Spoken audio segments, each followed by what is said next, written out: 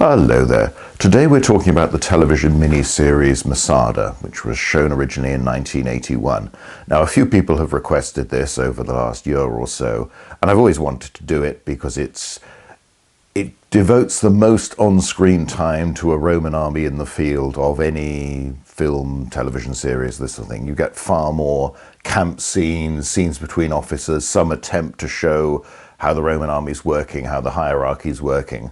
Now, accuracy is another matter, we'll come on to that, but this is, I think, in a sense, basically the most that the Roman army ever really appears on screen in one project, which makes it interesting in its own right. It's also, of course, the story of a real event, though again, as we'll see, heavily fictionalized. And we talked in an earlier video that's probably posted the week before, I'm not quite sure when it's coming in, about the historical siege of the fortress of Masada. And I emphasised there the remains today, how we understand them. I looked particularly, the focus was always on the Roman side of things, the siege camps, the ramp, the circumvallation, this sort of thing. That doesn't tend to get quite as much attention. I didn't talk quite so much about the two palaces, the storerooms, the synagogue, the other complexes on top of the fortress itself. Interesting though those are, partly because I haven't got all my slides of those scanned yet, but also because I think it fits more with the theme of the channel to look very much at the Roman side. And these are the best preserved remains of a Roman siege. And in that sense, they're the best preserved remains of the Roman army on campaign. So it almost comes together. The evidence we have is exceptional at Masada. There are siege works from elsewhere, but they're not as complete. And they're also, we have at Masada the Josephus account that is a moderately detailed account of the siege, though again, it's relatively brief, and a lot of it concentrates on the dramatic speech given to Elazar at the end when he persuades everybody to commit suicide. So you have evidence of real events plus a fictionalized version of these coming together. I remember being very excited when I first heard that this was being made, and there was a program called Clapperboard, which Brits of my age may remember. It was on ITV, and it was about films and what was coming up, and it focused obviously a lot on films for children, but you also got some of the stuff that it would be okay for children to see. And, you know, this is before you could go and look and see the advert anywhere on the internet and all this sort of thing. It was a lot harder to find out about what was coming out, particularly as a child. And the thought that they kept showing clips, it seemed to be for years. Now that may have been because they were repeating the programs and my child's mind didn't quite appreciate that I'd seen this one before. It seemed that this project, Masada, which was released at the time as a film called The Antagonists in a cut down version, there was loads of Roman army stuff in it, which to the young Goldsworthy was desperately exciting and is still so today. There hadn't been much like that. I was waiting for the old epics to appear on television, but they were all very old at that stage. So I thought something new, something exciting about the Roman army fighting. I probably only had the vaguest sense of the actual events at Masada at that time in my life. I can't really remember. I may well have read more about it afterwards. I remember getting a Penguin Classic of Josephus and reading it when I was about 12 or 13, something like that. So this would have been just before that. So it may well have spurred me to go on and look at this stuff. And I remember waiting, and it seemed years and years went past before this finally appeared. It didn't appear, or if it was a cinema film release in Britain, it probably was, but I didn't get to see it. Then the BBC showed this series, I think just once, and that was it. And then it took years and years. Later on, I got the video of The Antagonists, the film version. That was an old VHS tape, and that was all that was available. And then much later, I think early 2000s, I managed to get, first of all, the North American regional format DVD of the whole series, and then more recently the British one was released, which I got to and watched to do this because I can take vid caps from that rather more easily.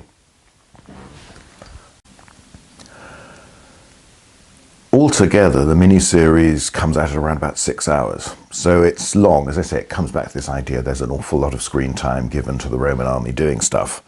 The film was about 2 hours, and having seen the mini-series first, even though a long time ago you were watching it, it does come across as quite disjointed. Even I think if you don't know, there's all sorts of other scenes. There seem lots of leaps forward. So this is a big project. It covers the Roman army more than most dramatic representations on screen have ever done. It's also, which is very nice, it's filmed in and around the area. So it does have an authentic look to it in terms of when I later went to Masada in the late 90s, you're looking and thinking, actually, some of this is very familiar.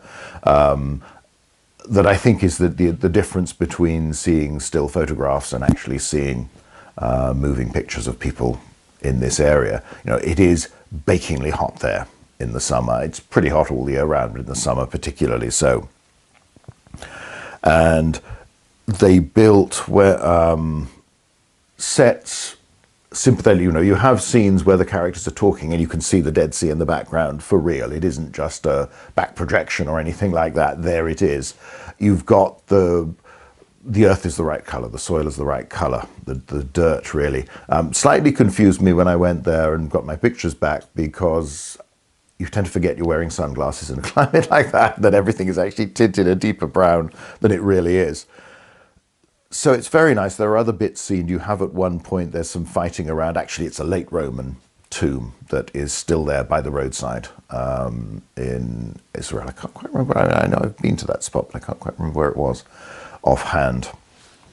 So it has that authentic look. It's pretty much all done on location. I mean, I'm guessing some of the Rome scenes are mocked up, and obviously you have internals in tents, in rooms, and this sort of thing. But it has that look of not being a studio production, of being a location production. And I suspect was a fairly arduous film and a project to work on. And, you know, some of the characters look pretty browned off, fed up and tired while they're doing it. I suspect the filming schedule was made sure that that was the case.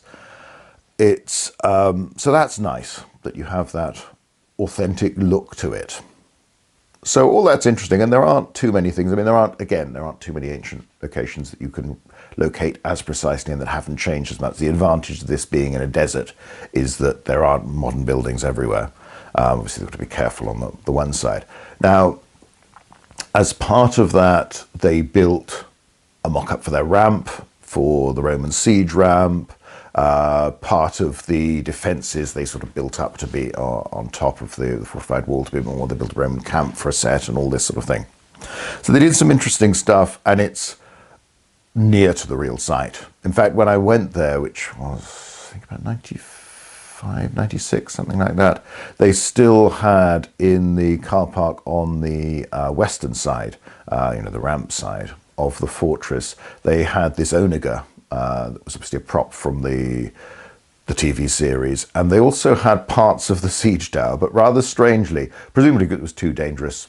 You didn't want people climbing and falling and breaking things, but also when it gets stormy, when it gets windy, you don't want the thing blowing over. So they had the base of it with those six big solid wheels that you'll see in the series, and they had the top part with the ramp and all this sort of thing, but nothing in between. So it was like this sort of stunted version of a siege tower for attacking a very, very low fortification was there. Partly it was presumably for interest's sake, but also these things would have been awkward to pull away. So it has that authentic look about it. Sorry, I may be scratching my nose all the way through this. Hay fever for some reason seems particularly bad this morning while I'm doing this one. So I'll try and put in vid caps when I'm scratching my nose and all this sort of unpleasant stuff, but if I miss it, my apologies. And it reminds me of the Ammianus Marcellinus bit where he's talking about the emperor coming into Rome and how amazing it is that not only does he not acknowledge the crowd or look to the side at all, but he doesn't even scratch his nose while he's coming in. I'm afraid I don't quite have that imperial ability to perform and seem above everything. So, on to Masada, the miniseries. Let's talk a little bit more specifically about it. As I say, if you want the history, if you want the real sites, go back to the other video. And the idea is that these will be a sort of a pair. Now, it's based on a novel that was published in 1971 by a chap called Ernest Gann called The Antagonists. And I've never read this. I always wanted to, particularly once I'd seen the series and heard of it. Really, I didn't know about it before then. I remember my local library had a copy of the sequel to it that carries on the story of Flavius Silva, the Roman commander, and the love interest Shiva, the Jewish lady from Alexandria, becomes his mistress, but then leaves him at the end of the series, departs because she's torn two directions. She's in love with him, but also she's stirred by the defenders of the fortress and their willingness to resist to the very last. So I presume they're reconciled, or in some respect. I think my impression was it was about the politics in Rome. Whether it involved Titus and Berenike, that would seem an obvious next place to go. I didn't read it because I was always hoping I'd get the first novel, and it makes sense. You got the impression there was clearly a story that had already been told. The other thing was, of course, is that this seemed to be set in Rome and didn't involve the Roman army and Roman army camps and all this sort of thing, which was my main interest. I've now actually, funnily enough, while preparing for this video, I thought, well, I'll have a look on Amazon, see what's out there, and I've got a paperback copy of the novel, The Antagonists on Order. If it arrives in time and I have time to read it, then I might tack onto this video a bit about the novel itself and how closely or not the miniseries followed the story. My impression is, from what I've heard people say who have read it, is that actually it's fairly close. But again, the difference between on-screen and the actual story is often, even in a close adaptation, there tends to be a lot of changes. So that's very much the setup. Gann was wrote a lot, very prolific writer, both for in print and on screen. He was a pilot, he'd airline pilot, but also he'd flown in transport aircraft during the Second World War, including, I think, going over the hump of the Himalayas to get supplies from India to China. So, did a lot. And you have the feel of the way the Roman army is presented has aspects of a modern military organization. In that case would have been the Army Air Corps. So there's elements where it comes in, it has a modern view, which in some ways helps and might be right and gives a sort of sense of, yes, this is an army, but also can introduce modern concepts to this that aren't necessarily appropriate for the Roman period. So anyway, as I say, I don't know, I've not read it. Whether I'll get a chance to add an extra bit about that, I don't know. If not, maybe I'll do a little video on it sometime, or perhaps either just on that, or depending on how long it'll be, one on several other comments on some ancient fiction that I haven't talked about yet. We'll see how it goes. So 6 hours is a lot of screen time. Josephus' account of the siege of Masada is the culmination of Book 7, the final book of the Jewish War, and it's only a small part of that. And as I say, a lot is devoted to the dramatic speech he gives to Elazar, which is sort of almost rounding off, not quite the end, but it's rounding off this story of the struggle between groups within Judea, rebel groups that Josephus, he was part of this at one point before being captured, before gaining the favor of Vespasian as he's making his bid for power, and of Titus, his son, acting as a spokesman for the Romans in terms of trying to persuade people at Jerusalem to surrender, all this sort of thing, and then writing this account that is one of its purposes, although he does depict considerable acts of heroism on the part of the rebels, and not just himself but others as well, in the end represents the whole rebellion as futile, that the Romans aren't as bad as all that, but also they are so powerful that we're bound to lose, so therefore what's the point?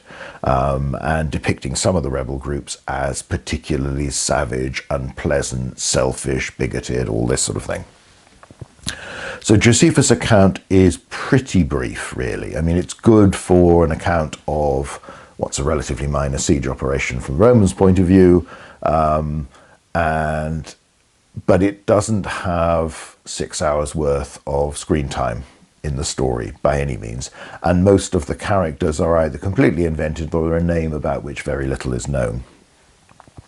But the idea of the novel, which they've very much bought into in the miniseries, is of the antagonists, the contest between the Roman commander Flavius Silva and the leader of the rebels on top of the fortress, Elazar ben Yair. And you have Peter O'Toole playing the Roman, and oh gosh, was it Peter Strauss?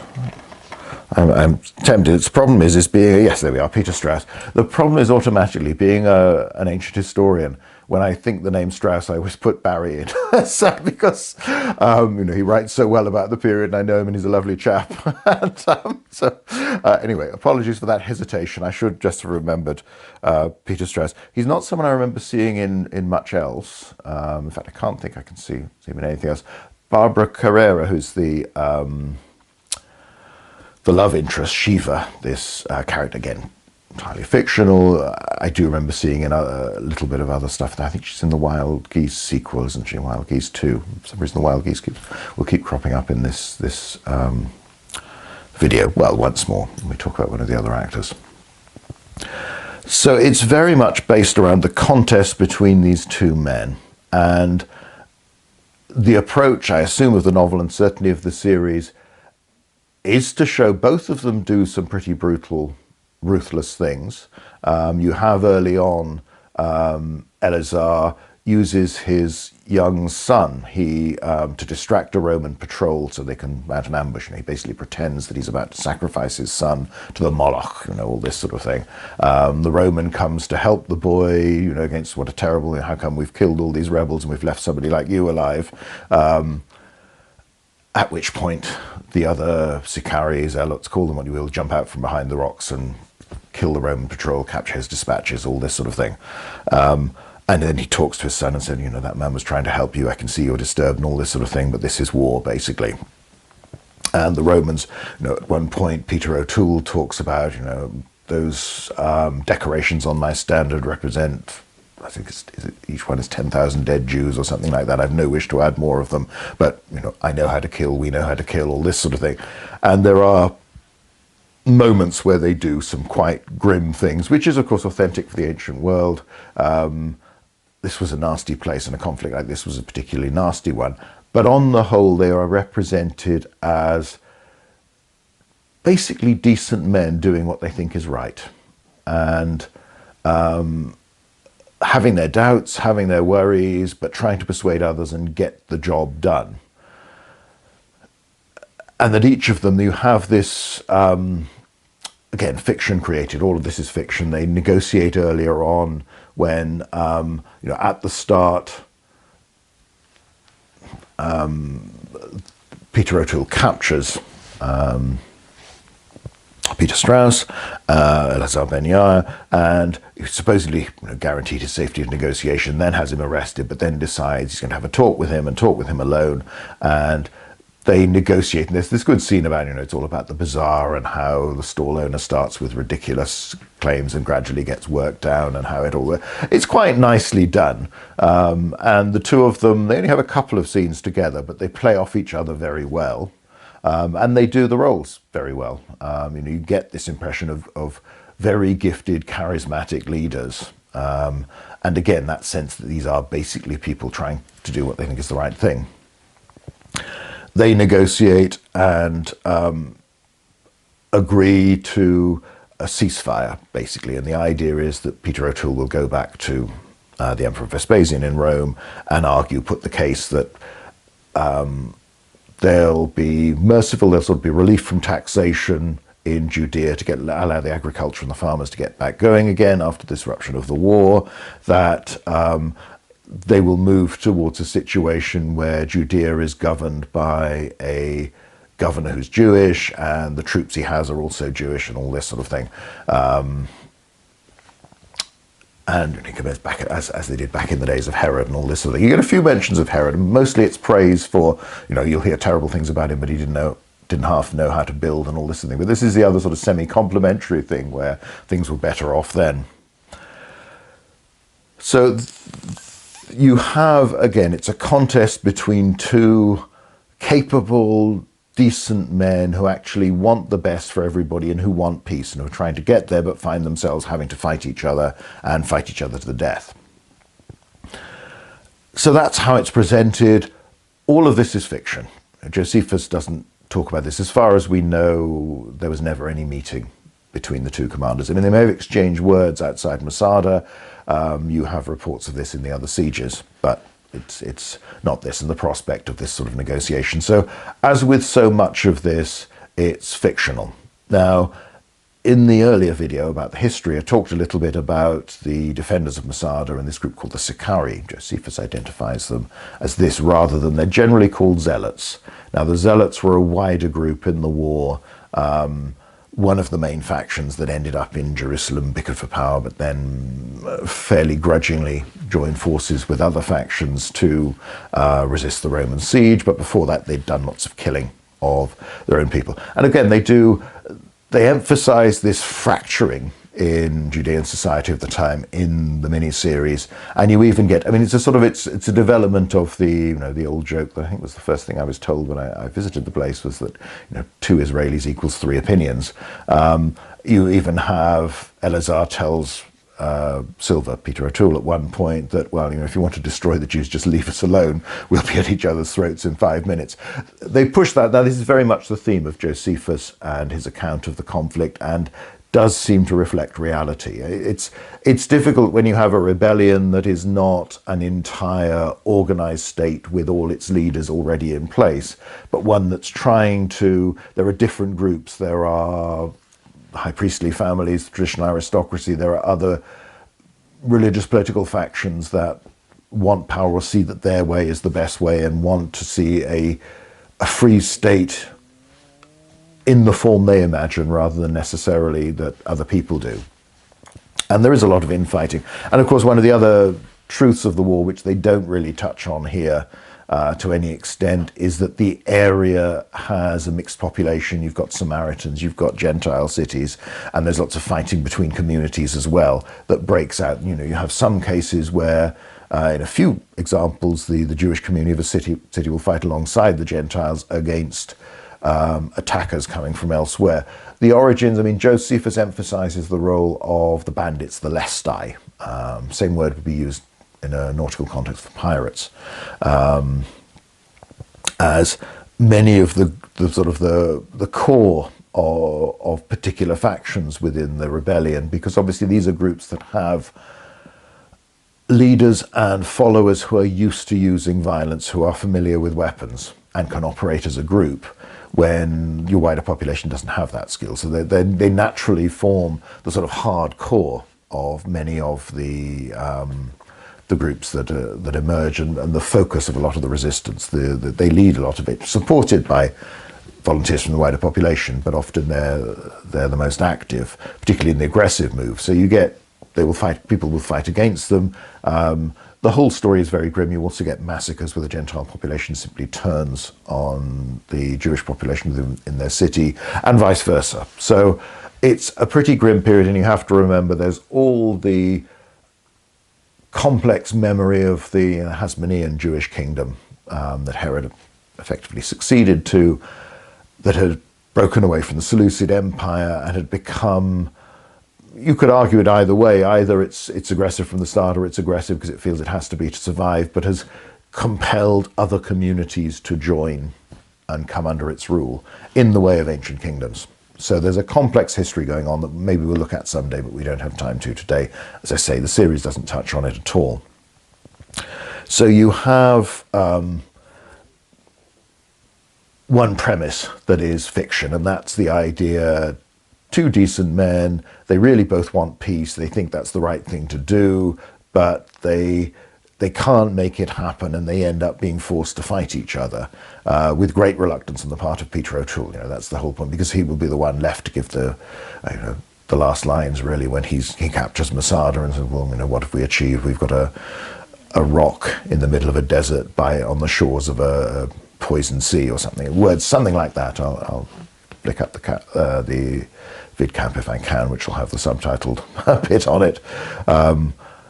The sense that it's all futile. And of course you are building towards the mass suicide. That's the tragic culmination of the story. So by its very nature, this is going to be a grim tale, and they do try to lighten it with a lot of humor all the way through, and with the performances, particularly of the leads, but some of the others to lighten the tone of it. But ultimately, this is a grim story with a tragic ending. So that's one of the premises they have, that these two men really want peace, but they can't get it, and they end up fighting each other. When they fight, they do what they always do, because they are skilled fighters, skilled leaders. They fight with all their wit, with all their cunning, and with all their determination. So that sense of antagonists will extend into the siege, and we'll come back to this a little bit later, where it's move and counter move. You know, what's the other side going to do? How do I block it? How do I get an advantage over them? Which does reflect ancient siege warfare very well, if not necessarily to this extent the siege of Masada itself, which is a slightly unusual operation in some respects, given the fortress's main strength was its position. Again, we talked about this in the other video about the history of it. So that's one premise, the idea that you've got these decent men who are forced to fight each other. And that's invented, but it's good for a story. It's a good thread for a story. This is before I suppose now we have the Game of Thrones epitomizes it, but the sense where we can do a story where pretty much everyone is pretty vile, and most of them are really stupid, and murdering each other at every opportunity and all this sort of thing, and there aren't clear heroes. This is a story that tries to give a heroic element to both the leaders, both the antagonists, and even if there is an emphasis perhaps more on the defenders because they're weaker, because they are people who are, or the last survivors are people who've tried to throw off the imperial rule of a foreign power, then I think more naturally, particularly a modern audience, we go in that direction. And because they have their families there, they are protecting the women and children, though of course that it will lead to a grim decision at the end. They come across as more natural, more easy to associate with, but the Romans are not depicted as monsters, though some of them are. So that's one premise that's a big fiction. The other one comes from this to some extent, or at least is linked to it, and that's very much a modern perspective on what you'd expect an army to be that really doesn't fit at all with the Roman situation. So right at the start, when Peter O'Toole is introduced, you have him talking to a parade of the 10th Legion. The war seems to be over, there's no more fighting, and then it's all about, he's about to leave to go back to Rome, he's finished his tour as commander of the Legion, and he then passes it on to his deputy, this chap called Quadratus, with the senior tribune will prove to be spies, but also partisans of Mucianus, who'd been the governor of Syria when the civil war had broken out, had backed Vespasian, but does seem to have been hostile to him or trying to overthrow him later on. This pushes it rather further, but nevertheless there's some basis in the history for that. And the idea is he's going to leave, can you keep the peace with 5,000 homesick policemen? There's a line like this when Peter O'Toole's passing over the command. He's tired, he's fed up. We learn fairly soon that his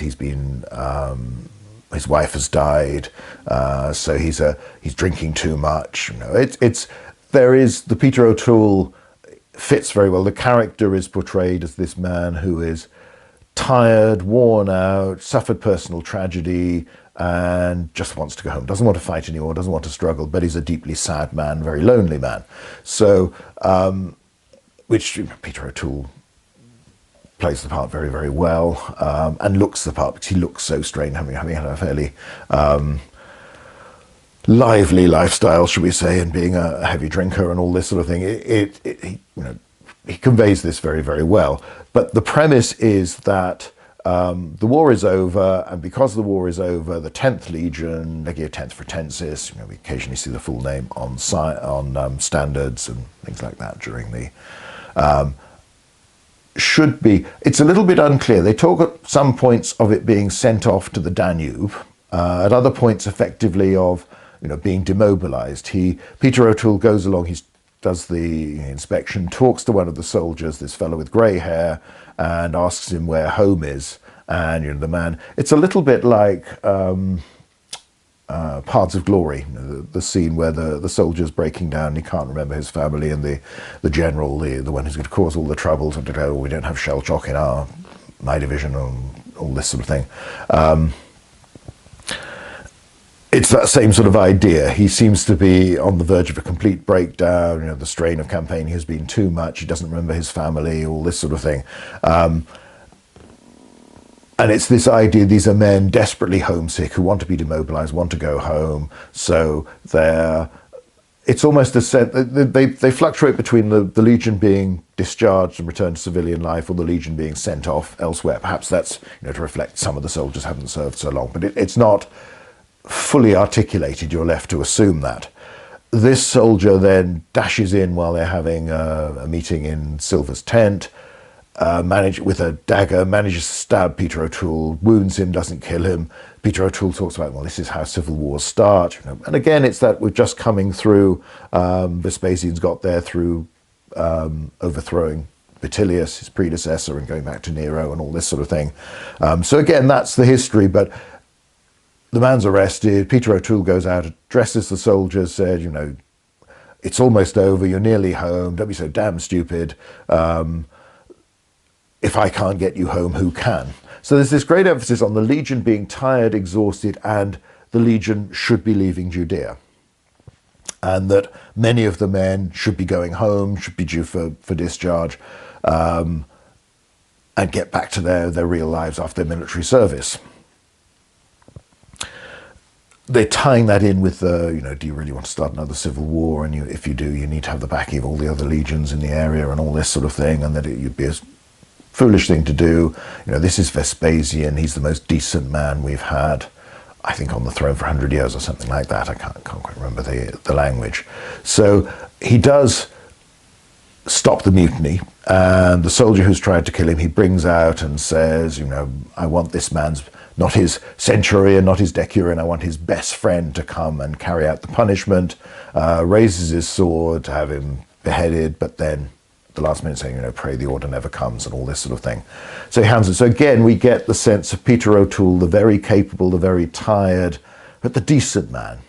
Yes, this is a clever thing to do, but also, and he does diffuse the situation, but that if he can, he finds the merciful way of doing things. And that's part of the theme all the way through. The problem is with this whole setting of what the Legion's doing and where it's going, again, is entirely fictional.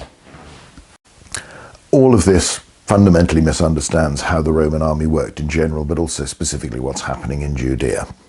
So the history is that after the fall of Jerusalem, Judea was turned into a imperial province governed by a senatorial governor. It wasn't a full military province with somebody who sort of was in their 40s, who'd already commanded a legion. It was a single legion plus auxiliaries as the garrison, and the commander of that legion combined that job with being the legatus of the province.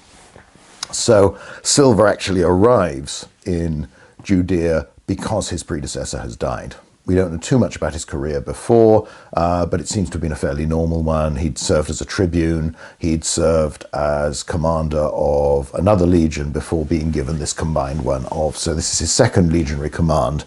So he's got some experience, and because he's called Flavius, you suspect he's a relative of Flavius Vespasianus, the new emperor, and certainly a supporter or somebody who is seen as a reliable chap. But he's sent there to govern the province. It's not about pulling out. The 10th Legion was intended to remain there for a long time and will do so. It's going to form the garrison of this province until that's no longer necessary. So the idea, A, that it's needed on the Danube and can be sent there, and that therefore the siege is against the clock because the emperor has promised that you get Timothy West as Vespasian doing the role very, very well. He's got the look, that slightly sort of jowly, down-to-earth, matter-of-fact Vespasian feeling. It's quite a nice. It's a bit more than a cameo, but not much more. He doesn't feature in it too much because most of our story occurs in Judea, but there's the bit in the first episode back in Rome.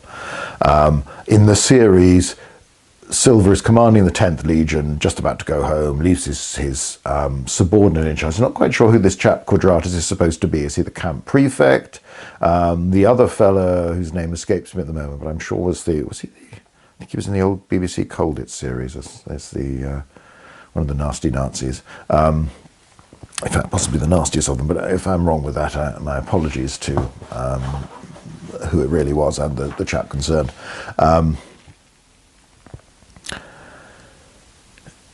He hands it over. It's not quite clear. Like a lot of things, we'll come back and talk more about how the army is portrayed in the series in due course. It's all a bit vague. It's sort of vaguely right, but also not too specific as to quite how this would work.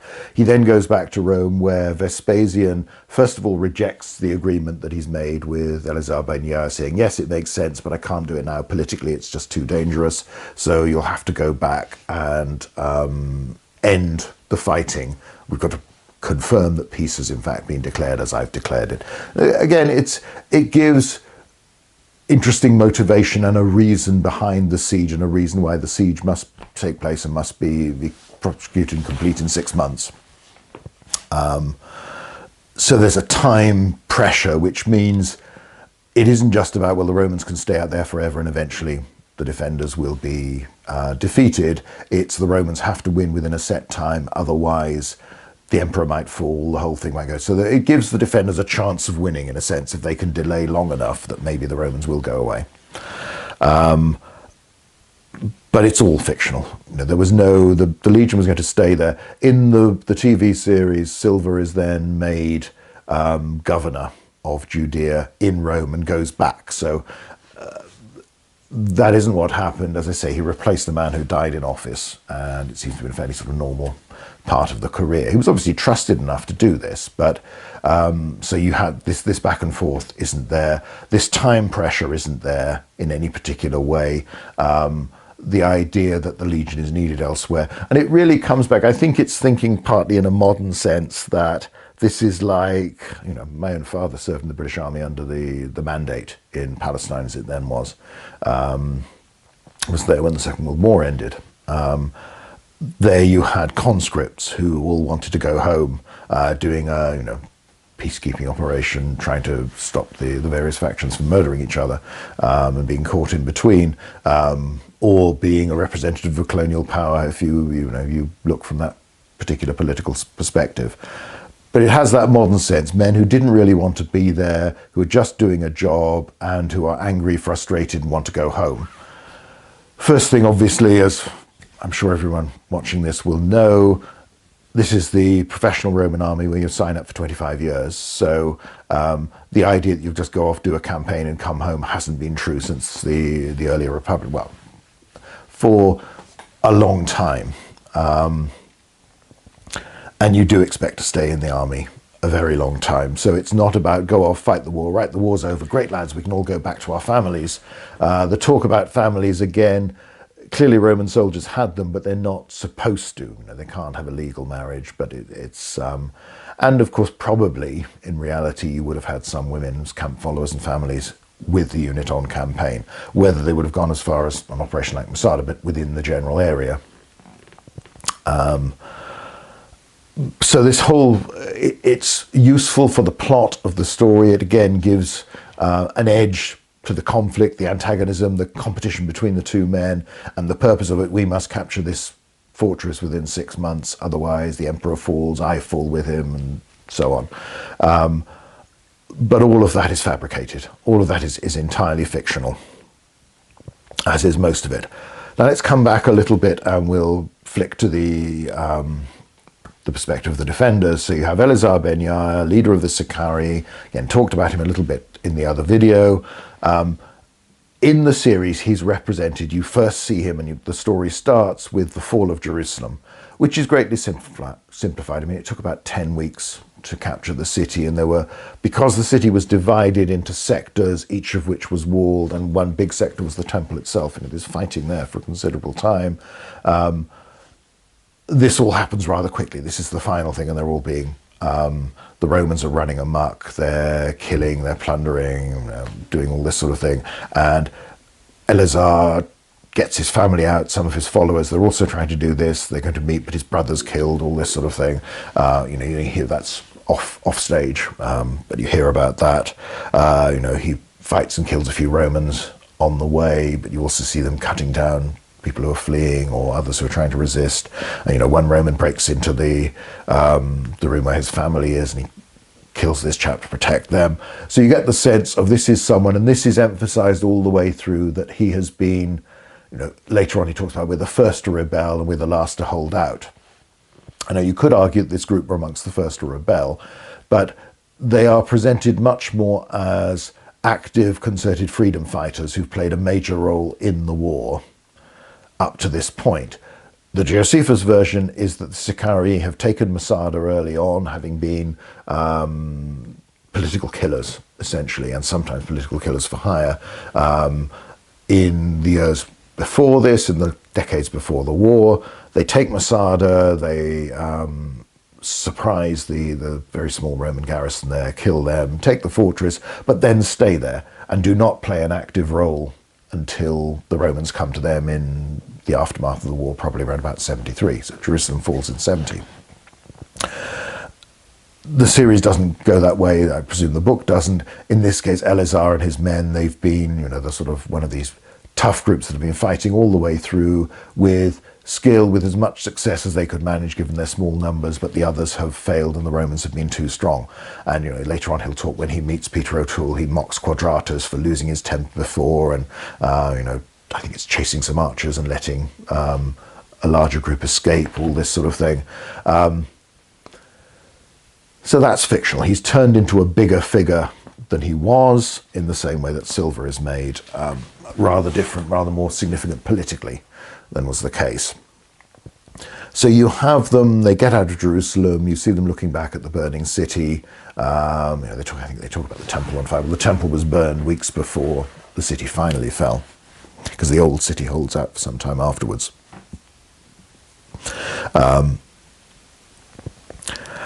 It ignores the fact that the Romans have surrounded Jerusalem with a wall of circumvallation, a dry stone wall all the way around it, linking the different camps, as they will do at Masada, as we saw in the other video, but as they don't do in the series. Now again, some people surely did escape anyway in the chaos of the sack of a city, but it's, you know, it's made comparatively easy. They then go back to Masada, which they've somehow is still under their control, even though he and all his men have apparently been in Jerusalem fighting and elsewhere during the rebellion, so that's not fully explained. They go back to Masada, they occupy Masada, refugees from elsewhere come in, they start raiding the area around, partly to gather resources to stockpile food in there, but also to deprive the Romans of food. This, when the Romans start gathering tax, you know, levy on produce, which again is a sign the war is over, the province is going to be making a profit again and doing what a province should for the Roman Empire. They stir this up, there are attacks. Again, so, you know, there's a nice scene of a little skirmish when they attack a village, and I think he's supposed to be a junior centurion or something in charge, leads his men out, and then, you know, again, you see Peter O'Toole as the rational commander who's a lot brighter than nearly everybody else around him. Most of the grain stores destroyed, and then when Peter O'Toole arrives to see the aftermath of this, Elazar and his men have long since got away. They've just captured one of them, and he asks, the rebels burnt these buildings in they burnt the storeroom, sir, but then I burnt these houses as a reprisal, as a show of strength for the villagers. And, you know, Peter O'Toole basically, with very thinly veiled contempt, so you've just made the situation worse, you made it harder for these people to pay their tax, build the things again. But again, it's that, it's nice, but it's a sense that he's at heart a decent man, but also it's a very pragmatic man. And the pragmatism is certainly a very Roman thing. You know, they didn't gain and keep this empire by doing too many stupid things. They were very good at convincing people it was better to accept their power, and that was through a mixture of force, threat, violence, but also through making it actually, you know, things can be okay, we can do well for you, nice things can happen. they've captured one of the men, and this is how they set up, because his father was in the village and the father has rejected him as a rebel and all this sort of thing. And they do give a sense there are lots of people who are just trying to get on with their lives, scrape a living that's hard enough in the first place, and aren't really interested in the politics, aren't really interested in the war, but that Elazar and his men force them to take sides, effectively. The combination of them and the Romans come in from exactly the other, do the same thing from the opposing view. So you have that leads to the negotiation, all this thing, which, as we've seen, fails. As they gather on Masada, whilst Silva, Peter O'Toole, has gone off to Rome to talk to Vespasian, Quadratus and the senior tribune are in charge. They then come up, it's sort of towards the end of the first episode. It's an interesting touch, but it slightly contradicts what you've already had, in that men are eligible for discharge from the Legion, and they go to one of their officers and ask him to be allowed to be granted land, plots of land in the province in Judea, and they'll settle there. And they want, sort of, there's the mill and all this sort of thing, the grain mill. They want good problem, and then they come in and they seize it by force and they kill the men and ravish the women and all this sort of thing. And this is when Shiva first appears. She's there and she's willing to fight them off. Already heard she's in an unhappy marriage, an arranged marriage and all this sort of thing.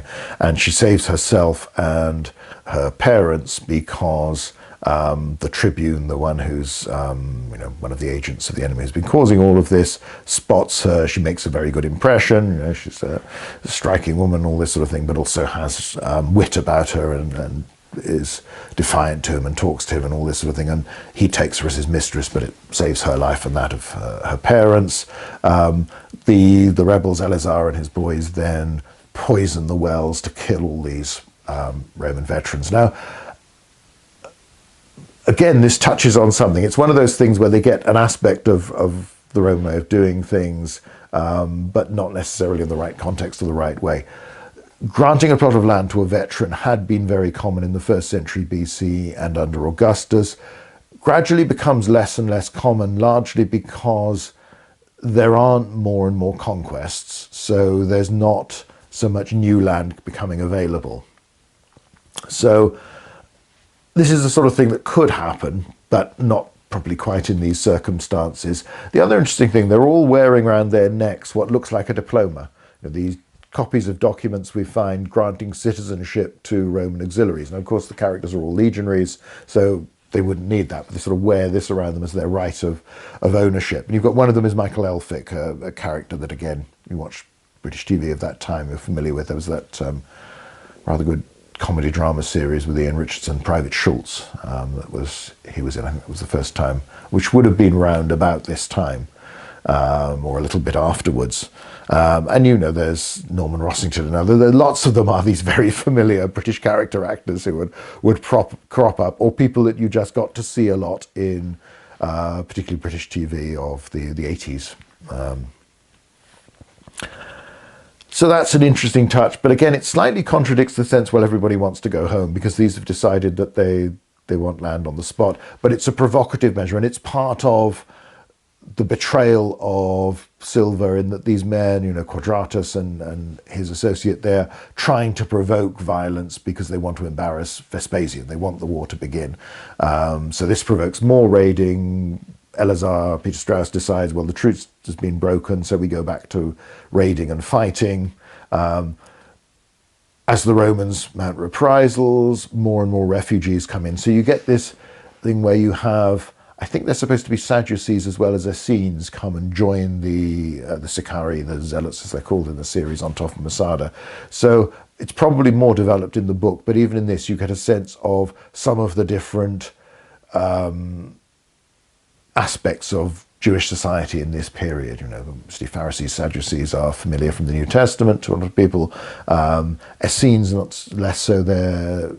Josephus discusses them in some detail. They have one of the interesting little nuggets he provides about them is that they only carried weapons when they were traveling, which gives you an idea of levels of safety in Judea in that period. or at least you're concerned. You know, you're worried that travelling you could be beaten up, robbed, murdered even. So therefore took precautions. So you have this, which will lead to different interpretations. Of course, at the Qumran site, the seems to be an Essene community. The Dead Sea Scrolls, they talk about the war of the Sons of Light against the Sons of Darkness, which is this text discovered from one of the caves of the Dead Sea Scrolls. It's this, this sort of prophetic account of a war that will come in the future that's between good and evil, effectively. And they will get friction, they don't want to fight and all this sort of thing, but they want to, they are more formally and openly religious than Elazar, who comes across very much as a rough around the edges, jaded man, rational man who's not sure he believes in God, thinks it's unlikely, but again, he talks to his wife at one point when she argues, well, if you don't believe in God, why are we here? Why are we resisting? He said, well, I believe that no man should be another slave. No, everyone should be free. So he has a very modern sensibility, in a sense that it's broader than just we're resisting because we're Jews and we worship only God. We're not going to worship an emperor and all this sort of thing. Allows you to have that. Again, it gives a slight sort of sense of a modern world, perhaps whether it was deliberately meant at the time to be in Israel at the time, I'm not sure. But it's that sense of, again, it gives some complexity to the defenders. They're not simply this monolithic, everybody thinks the way, everybody's resisting to the last man, everybody's convinced it's the right way to do it. There are arguments, there are disputes, but you also have people cultivating the crops up there. And there was space on Masada for this, and it was done, as well as the storerooms. At one point, here's a fig, it tastes lovely, and it's been there since the time of Herod the Great, all this sort of thing. The way they're built, the particular climate, the temperatures, the cisterns that Herod had dug out under the fortress, because in the earlier siege, before this was done in the 1st century BC, the defenders had run out of water until they were saved by a rainstorm, but he made sure that couldn't happen again. So you've got several years worth of supply, you've got space up there to cultivate. You can basically survive for years on end up there. And they make this fairly clear that, you can't be starved out, which of course is right. So you've set them up, you've given them more of a role in the wider war, you've then introduced sections of different Jewish groups, different sects have come up there, so there's a bit of conflict in that respect, even though it's Elazar and his men who are the muscle who are in charge. And the arguments about how you should behave, should you fight or should you not? No, we're the Essenes, we're not devoted to that, we're devoted to prayer, we were devoted to preparing for this greater struggle between good and evil. Later on, of course, the leader will decide, well, this is that struggle, these Romans are evil, we've got to fight them, so we will fight with you. So you have that sense, and you get some character development. Elazar's wife is the sort of next to Barbara Carrera, the Shiva character, is the woman who gets to do more, though rather less. I mean, a lot of it is looking adoring at Peter Strauss and sort of, okay. They have that element of, a husband and wife where they know each other so well that she can mock him and challenge him as well. But broadly speaking, she's supportive, and it's confirming in a sense that you've got this happy family. Again, it's a reflection. This is a decent man because he treats his wife, he treats his son well, he tries to bring them up properly, and the others around him. So in the same way you have acts of decency with Peter O'Toole, it sort of emphasizes this sense these are two basically good men, heroic men doing their best, just in dreadful circumstances. Which makes the rivalry between them, the challenges, the outwitting each other, all the more interesting, because you can feel for each of them, and you're not as the audience asked to take wholly one side or the other. As I say, you're probably more inclined towards the defenders, but nevertheless the Romans, at least from Peter O'Toole and some of the others, are not shown just as monsters. They are, however, shown as British, which it's not quite the Mel Gibson thing where that British and monster is equivalent. But that, I think, follows on from that tradition in a lot of the epic films up until this point, where you tended to cast largely British actors for, Laurence Olivier as Crassus, Peter Ustinov, this sort of thing, in Spartacus. All the others, there was a tendency. The Romans were often British in the way they're mannered, the way they behave, the way they speak, and it gave a clear distinction between them and the other side. Virtually all of the cast that play the Romans are British, and that's probably a reflection. It was a lot easier to get British actors out there than it was to bring people over from the US. But it does give that, it helps you to know, okay, these are the Romans, these are the Jews that have more either their Israeli actors or they're American actors. And they speak in American English. So that accent is different, it's distinctive. There is one exception. One of the Roman soldiers, when they're carrying Peter O'Toole's cast iron bath around, one of the men who brings this in is an American. I always wonder if this was one of the producers or somebody involved in the film or something, because it's just a slightly odd cameo that this one legionary has an American accent and all the others don't. But again, this doesn't hinder things anyway. It makes the distinction easier for the audience to follow, and it works. You get some peculiarities during the process where sometimes they have measurements in feet and then they'll talk in meters, which is slightly odd. I don't know whether that reflects the book or just the screenwriter. Again, the Romans had their own feet and inches and miles. That's where the system comes from originally. And although the actual dimensions were different, the Roman foot was slightly shorter than the imperial foot. Nevertheless, it's the same basic system. So that when they're suddenly saying, "Oh, we need another 10 meters," that jumped out at me as a bit odd. I hadn't noticed it before. It was only in rewatching it this time, but it's been a while since I've sat down. Because it's a 6-hour watch, you don't watch this one quite as often as you might just a film. On the other hand, I've enjoyed it a lot, so it's been well worth it. I'm sure it won't be in so many years before I sit down and watch it again. So let's look at the siege context first, then we'll come back and we'll look at the Roman army, then we'll come back and look at the resolution of it all, and that'll probably cover all the main things we need to talk about. When Peter O'Toole, Silva, is in Rome, he asks Vespasian, is Rubrius Gallus still alive? And Rubrius Gallus is the siege expert. It's Anthony Quayle, so no stranger to epics. He's been in The Fall of the Roman Empire. He was in that Pompeii mini-series that may have been slightly later than this, and I suspect in others as well. He seems to look right when he's wearing helmets and cuirasses and this sort of thing. And of course, a very famous actor, and in lots of not just British films but elsewhere. He's in Guns of Navarone, that sort of thing. Curiously enough, he was served as in the SOE during the Second World War, so in Albania, and he wrote a novel very closely based on fact that is well worth a read if you're interested in that sort of thing. It just comes around, and mostly it's the frustrations of trying to get local groups where there were so many antagonisms, family rivalries, vendettas and this sort of thing, trying to get them to organise and change their way of thinking and fight an active partisan campaign.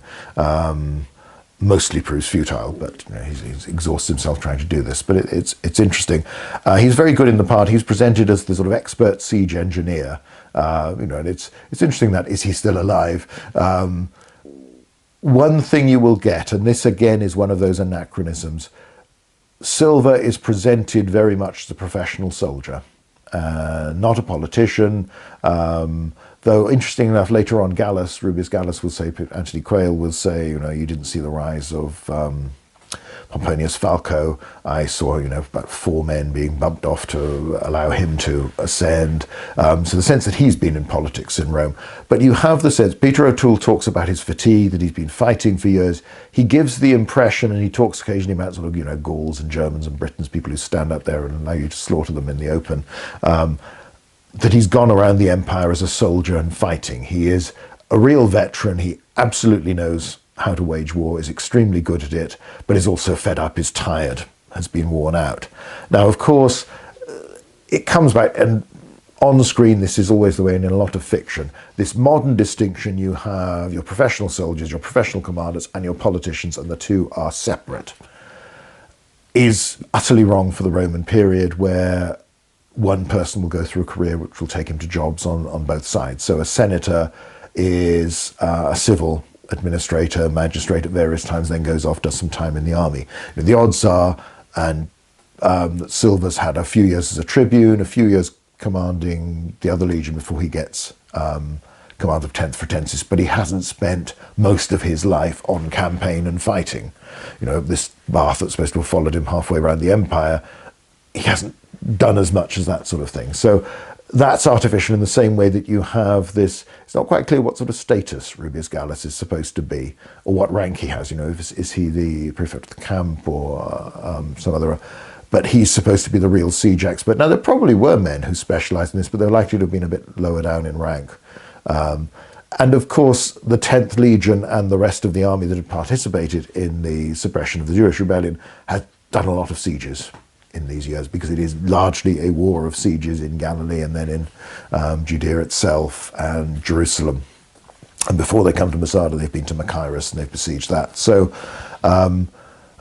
bringing in a real specialist from elsewhere, again, it's a fiction, the character is fictional, but it sort of reinforces that modern expectation that these are professional soldiers, and they're very experienced soldiers, rather than this Roman sense of you go in and out and you do a bit of this, you do a bit of that. When it's curious, you see the close-up of Peter O'Toole's standard, his Vexillum standard, and it's quite nice. You've got him as legatus and all this sort of thing, but then curiously enough, it adds in, you get the bit where it's almost right, but they get carried away. So he's also the procurator of Judea, which, that's a title for the equestrian governors or the financial official. Procurator is separate from a legatus. There's a different thing altogether. He's called Cornelius Flavius Silva. They're obviously looking around for a full Roman name, but they give him one of a different patrician clan altogether. I don't quite know why. There's no connection there. You do get these sort of long names where people of various adoptions have meant that people have the heritage and ancestry of all sorts of different families, and that you start to go from the simple trianomina that Gaius Julius Caesar type stuff to the more complicated long names you get under the Principate, and particularly later antiquity. But we haven't quite got there yet. So that's one of those oddities where, again, there's some of it's quite nice and quite right, but it isn't quite spot on. In the same way, you have this sense that this is a professional soldier, a professional commander, he's really good at it, and everyone else there. That doesn't work. That's not the Roman way, but perhaps it's easier for the audience to cope with. But again, it's something we'll come up with. We already have in some of the talks we've done on other films and series. It comes back again and again. Either it's decided that it's too complicated, or people just don't really get this fundamental distinction between modern Western societies and Roman societies, where since the 17th century in Britain, the emphasis has been keeping the armed forces and the political leaders separate. And the armed forces very much under the control of the political leaders, this is since the Civil War.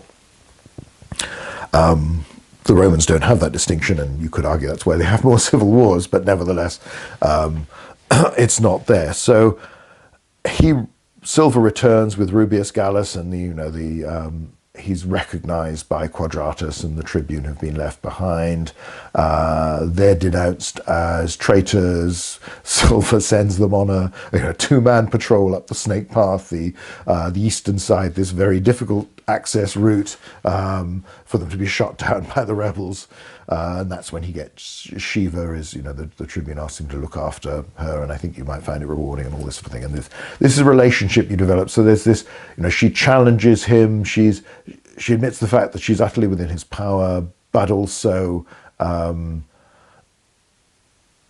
she doesn't, you know, she's not.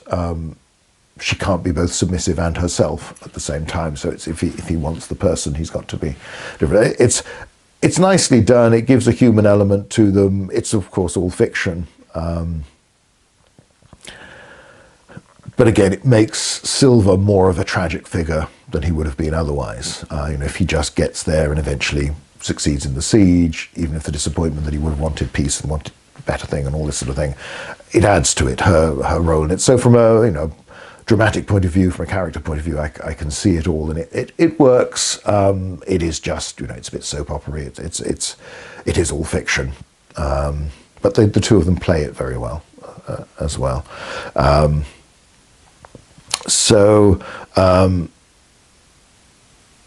He's brought Rubius Gallus. They approach the fortress, and Elazar's warned them, you know, the Romans like their theatre, they like their spectacle, and you have a parade scene where the Legion arrives outside, and for a TV series, particularly in this era before CGI and all this thing, there are quite a lot of extras, and they're sort of spread out to look like, it always made me wonder if they'd seen the Peter Connolly picture of a Legion on parade.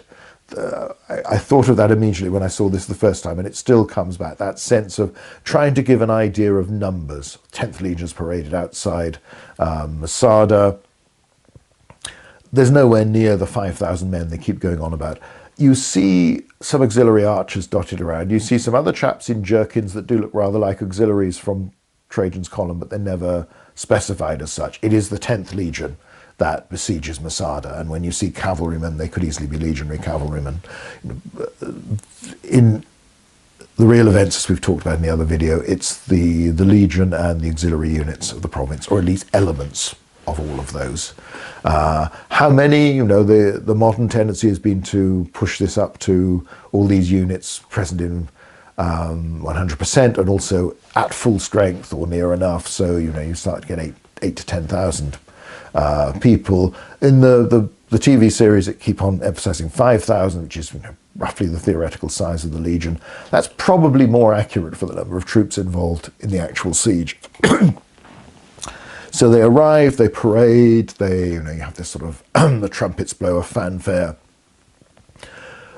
which is a reasonable enough thing to do, but the nature of the fanfare itself is obviously invented.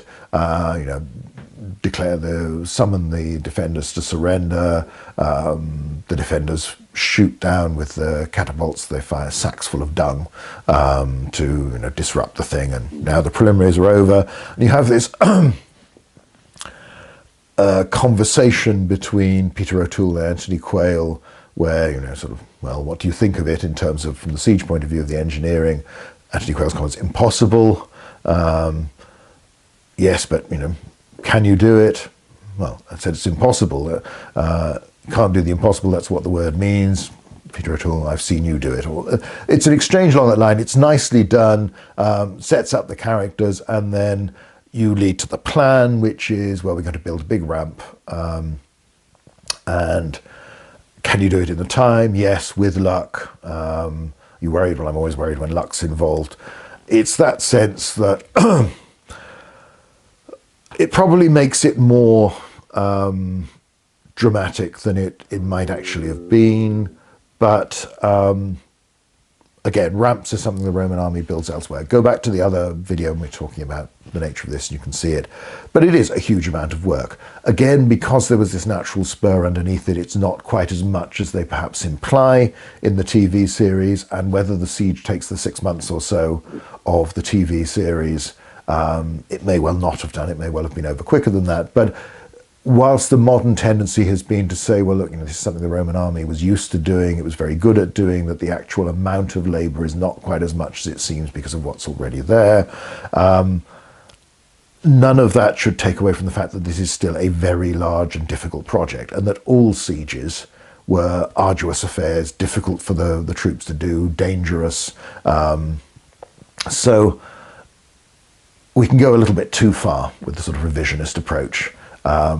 We don't need to go as far as the series of making it this epic, but nevertheless, while this is well within the abilities of the Roman army as they show, nevertheless, this is still a challenge. This is a lot of work, and the idea, even the Anthony Quayle comment, I'm always worried, well, luck's a factor. Yes, they're going to be able to do this if they're determined enough, but it is difficult supplying your army, watering your army in this location. It is a lot of work to do. You've got to stick at it, and the defenders presumably are not going to sit idly by and watch while you do it. After this, we see the siege develops, which continues from episode 2 right the way through, obviously, to the final 4th episode. So a good 3/4 of the series is devoted to the siege itself. You've got some quite nice sets where they've got the Roman camp. It isn't quite as they seem to have done it, but it's close enough. You've got the dry stone walls around the fort. So there's basically one fort, you see. You don't see all the outposts particularly. The equivalent of Camp H, the one that is up on a bluff the other side of the valley, higher than Masada itself, they represent, rather than as a little walled fort, you have a couple of sentries up there with a canopy erected to give them some shade so that they can look down and watch. The line of circumvallation, we don't have that at all. So they never bother to surround the whole fortress in the TV series. And later on, you have, when they're debating, well, what could be done, there's the thought, well, let's break out. And clearly that was a concern, but also, we talked a little bit about this in the other video, there's some indication that they're also concerned about people coming in the other way. So whether that's people who've broken out and want to get back in, or whether they are afraid that there will be reinforcements or somebody trying to join or bring in resources from outside, but they've taken precautions for that. So although the line of circumvallation in reality is a very powerful symbol that you are surrounded and you're not going anywhere, they leave that out. The camps are built, it's a little bit more open. They don't really give the impression, they have sentries out and you do get the odd raid, or one anyway later on, but there isn't much sense that they're worried that if the defenders are going to come out and attack them. Now that's partly a reflection of the peculiarity of Masada. In most sieges you have a preliminary period of fighting outside where the defenders contest the ground on which the attackers want to build their siege works and raid out and sally out, and then subsequently when they'll try and raid out and burn and destroy siege works to hinder the progress of the siege. Doesn't really happen at Masada because of its position. Because it's in such a strong position, it's also difficult to get out as well as to get in. So you have the building of the ramp, you have these camps built, and they do show the leather tents as sort of on these little platforms and frameworks. So it's a little bit like, they also show them quite nicely, and again this works visually and was probably very good for the set design, but they're shown on a slope. And if you think back to some of the pictures, particularly of Camp F, which is the one nearest the big camp, nearest the ramp itself, it's on quite a slope. Now, this is very uneven ground, so you had to build like that. It's obviously not a camp for thousands, but it's good enough. You get it's like the parade scene. There aren't really enough people there, but they give a very good impression, particularly for a TV series, that there are lots of soldiers out there, that there is a sense of an army rather than just a handful of men. And they manage it, well enough for TV, particularly for TV before the age of the CGI stuff where you could add in more background. And much of what they've built is there on the spot.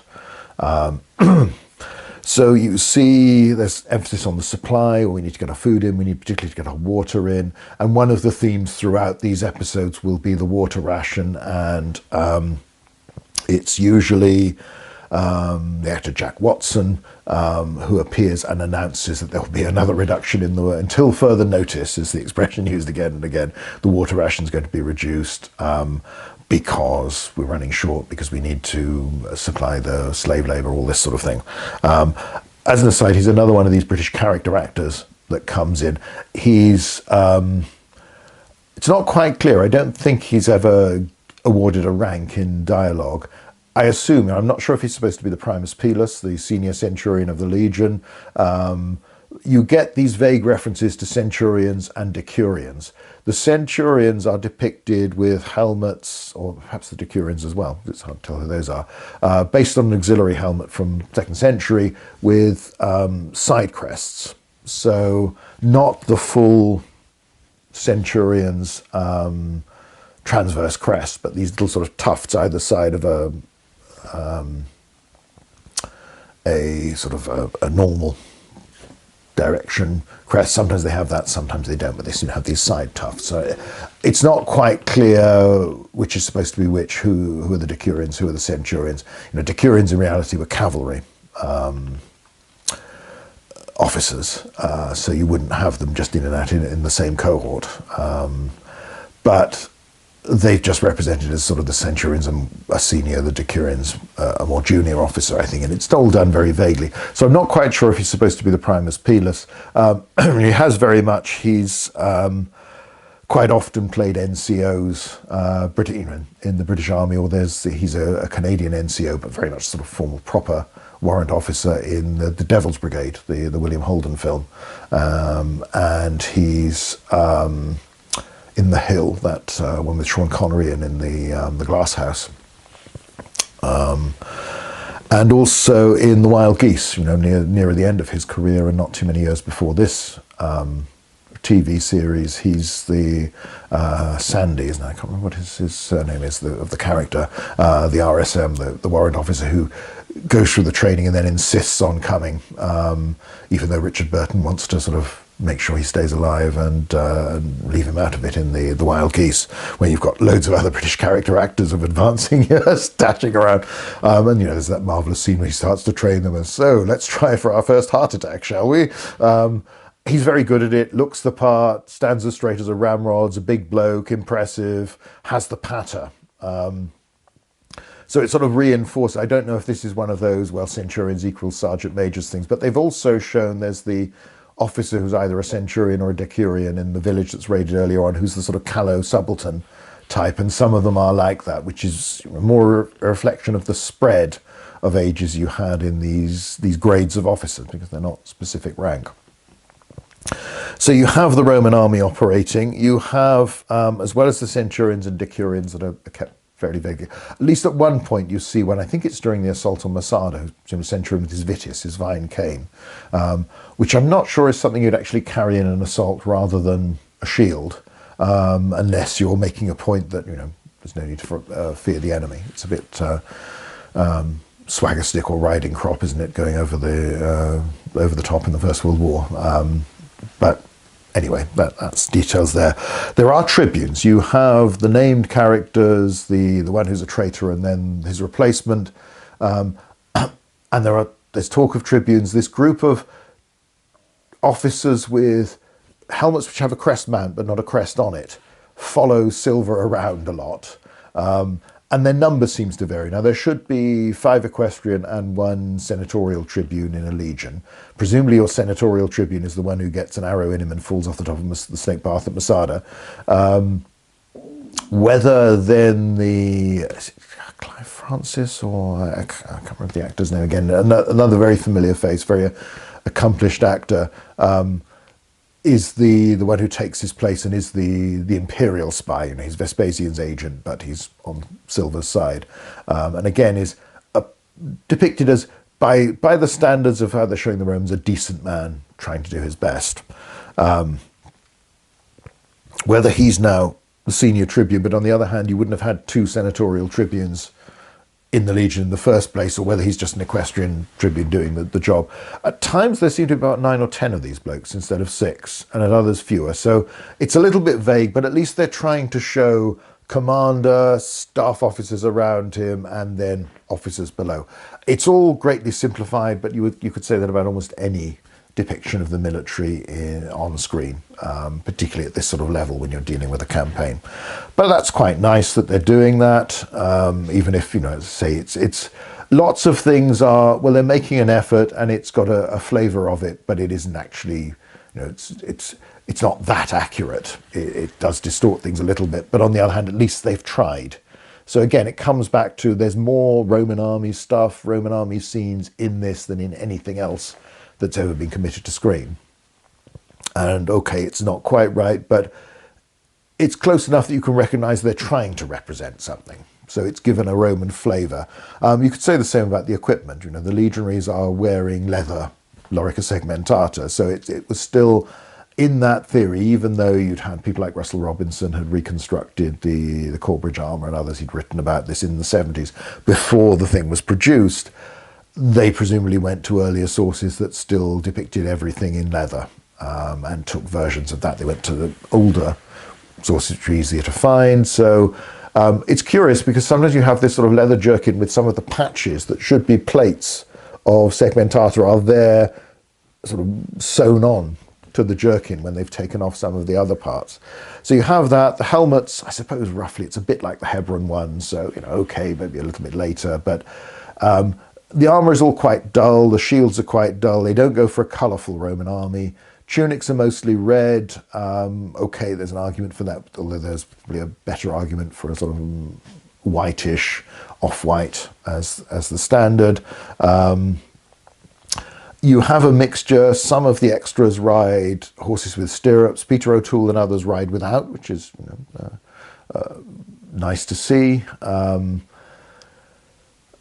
Again, a lot of the details, they've tried to create the sense of this is an army, and sometimes they've drawn upon modern ideas, modern perceptions of what an army should be and how it should work, how people behave, rather than necessarily Roman, but at least that's better than just make it up as you go along. You know, they've created a plausible enough within the framework of a TV miniseries depiction of an army that actually functions, even though it's grossly simplified, because obviously your very senior officers have to do a lot more directly and be involved a lot more than would actually be the case, because they're your characters, they're your speaking parts.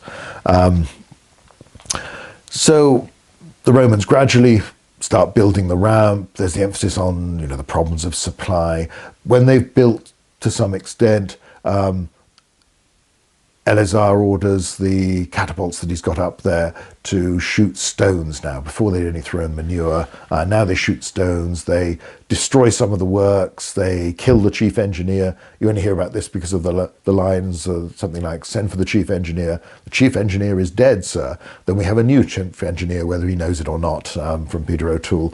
You get a lot of these nice exchanges. It's a really nice scene, and I remember it particularly because it was the one they always showed on that TV series I mentioned, Clapperboard, talking about the preview of what was coming. It was obviously something done fairly early and released for publicity purposes. You see wagons being overturned, people panicking. There's this bit when a store of water with these big amphorae, these big jars full of water is hit. They shatter, and you get this flood coming down. That's quite nice. You get Peter O'Toole running around. You get Barbara Carrera sort of looking with some amusement at the chaos that's going on. Sieges were about this move and counter move, trying to outthink the enemy, trying to anticipate what he was going to do and make life difficult, stop him from doing that. Masada less so, but so in a sense, the way they depict, Elazar does more in this than the defenders really did, as far as we can tell in the actual siege. There is a debate as to whether or not they had any artillery in the fortress or were able to use it. At Jerusalem, they captured stuff from the Roman garrison and gradually work out, partly from prisoners, but also they work out how to use it and become more accurate with practice. But there's no real evidence for that. There are debates in the scholarship there's certainly stone catapult projectiles found up there that have been fired by the Romans, whether they're also, if there were bolts shot from bolt shooting catapults, then they haven't been found. So either they were all tidied up very thoroughly, or occurred somewhere that hasn't really been worked on. But so there's a debate over that, but again, doesn't need to worry us too much. The emphasis in the TV series is actually, well, we can't shoot up at it because the angle's wrong. The force would go and all we'd be doing is giving them ammunition. Anyway, it gives a sense of the back and forth of a siege, which, as I say, is not necessarily right for Masada, but is more generally right for how sieges were prosecuted in this period. The Roman response to this is then, well, there's a simple way to get the ramp done. So they go off, they round up a couple of thousand of the local population and bring them in as a labour force. They will build the ramp because the thinking is that the defenders won't shoot them in the same way they'd shoot at Romans. So, we can use them as a human shield as well as a labour force effectively. There's no evidence for this really happening. There are some indications that you impressed labour to bring supplies to the besieging force, but beyond that, it was not normal. Roman soldiers did their own labouring, A, because they're better at it, but also, you see it a little bit, they have these things almost like gabions at the top of the ramp, they move forward, but you would have sheds, screens, things to protect you from the missiles of the defenders, so that there were ways of doing all of this, and you took the precautions and you did that, but it was just much faster. There is, however, again, it is invented because this didn't happen. There's a nice line giving you an indication of sort of Roman ruthlessness and pragmatism, in a sense, where you have Anthony Quayle explaining how to use the slave labour, and it's purely from this practical point of view of what gets the job done. It's not about being nice, it's not about being nasty. These are simply, it is, okay, what is efficient? So you have all this, well, you can work somebody, these are civilian labourers, most of them are soft, they're not used to this sort of work. You can work them for so many hours, but if you do, the next day they'll be useless. You've got to, so then he talks about feeding and watering them on the job, working them in shifts, controlling. It's done in that way that reminds you this is the Roman Empire and it's a slave-owning society. They are not bothered with treating human beings like things, like tools.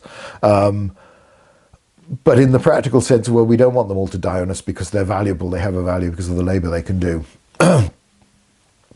So it gives that sense of the brutality of the ancient world, the almost casual nature of it, but also the practical thing. This is not cruelty for the sake of cruelty. We have an object in mind. This is our means of doing it. Therefore, to achieve that, we will, look after them as best we can because we don't want them to die because that's bad for us, rather than because we actually care about them as people. So, that's quite nice, where even one of our decent characters, and Anthony Quayle is very much part of that. He's the decent Roman. He's not quite the Flavius Silva, but he's a good man doing his job to the best of his ability, is depicted as ruthless, really, in his pragmatism. So, again, this didn't happen, but this stops the defenders doing anything. You have other setbacks that come to the siege. There's a storm where things are blown over and destroyed again. This I think that's partly why I put one in my novel, The City, which is also about a Roman siege, and had things being blown over there. But again, the climate of the area, you do have these periodic, very violent storms that could do a lot of damage. Berry's part of it. You then have, at another point, Elazar and his men, they sort of consult with the butcher, and then they sneak down and they force feed, they put these pellets into the sacrificial animals the Romans have, and so that'll make the omens look bad because the liver, the stomach and everything will be full of maggots and all this sort of thing, to lower morale. At another point, they tip out the water from their the tannery area and other things like that, just to sort of remind the Romans, well, we've got plenty of water up here, you're parched down there. That great emphasis on, he makes this dramatic speech to intimidate them. Again, back and forth, it's quite nicely done. It's made perhaps more personal than it would be in a real siege, but nevertheless for dramatic purposes.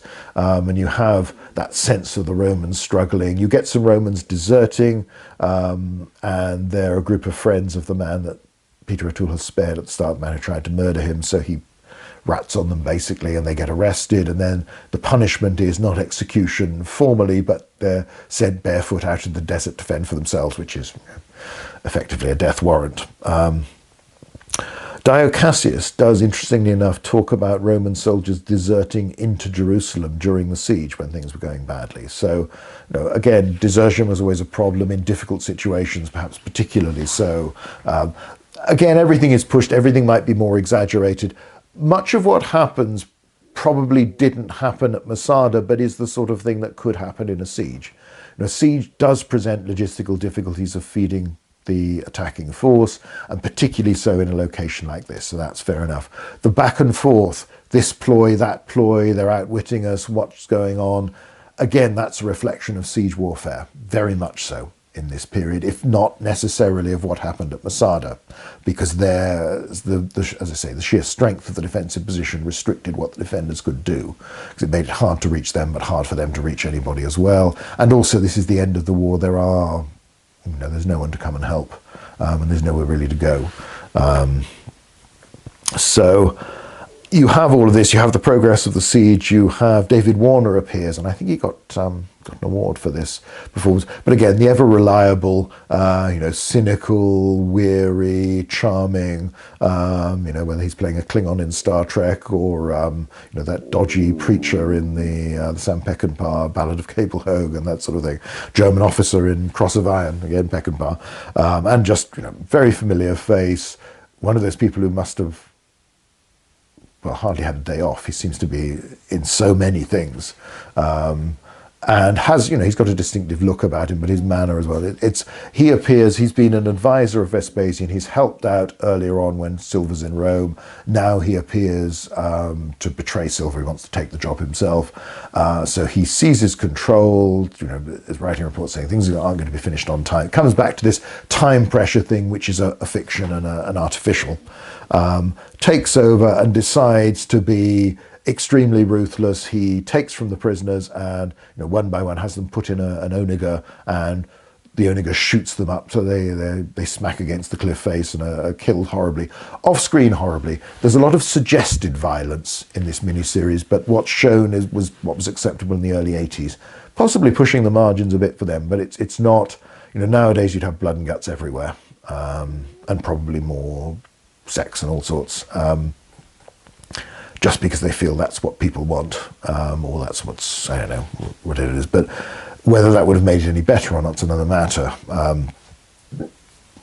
So he then basically tells Elazar that, I'm going to kill everybody, keep killing slaves until you surrender. And Elazar is on the point of surrendering. He runs into the synagogue. He's going to quit. He can't do this. Again, probably this, given how determined most of the leaders were in this rebellion, you have to wonder whether this would actually have worked. But it's to emphasize that basically our Elazar is a decent man he will do so much, he will try desperately to win, but there are limits. There are some things that he will not do, or not accept, and he's not willing to let these people die in front of him whilst everybody's watching. He can't. So, however, Shiva is talking to Silva while he's talking about taking her to Rome and having her see Rome, and so I can hear Rome. They're just killing people for no reason. And Peter O'Toole gets angry. That's not Rome. That's not Vespasian. And it comes back to this sense that he and Vespasian, he talks about earlier on about how they've had these conversations about their dream of a world better than the one Nero presided over, and all this thing, how the empire could be a force for good. There's even, regular viewers of this channel will realize why I appreciate that. You get the Virgil quote of, in slightly different words, but it's to, of Rome's destiny to spare the conquered and overcome the proud in war. I can't quite remember how they phrase it in this. The conquered and the proud that I've used for my history series that we're doing on this. That sense that, again, Romans want the world to be peaceful, they want it to be prosperous, they want everybody to be better off. So, they're imperialists, but nice imperialists. As far as they're concerned, you'll get the challenging views from Shiva that, well, yes, of course, every slave owner wants their slaves to love them because they treat them well, but doesn't alter the fact that you're a slave owner. So it presents it in a complex way, for a TV miniseries. He then runs out, denounces Pomponius, so David Warner is removed from the command he's briefly held. Again, it's not quite clear. Is he a senator? Is he? It's not.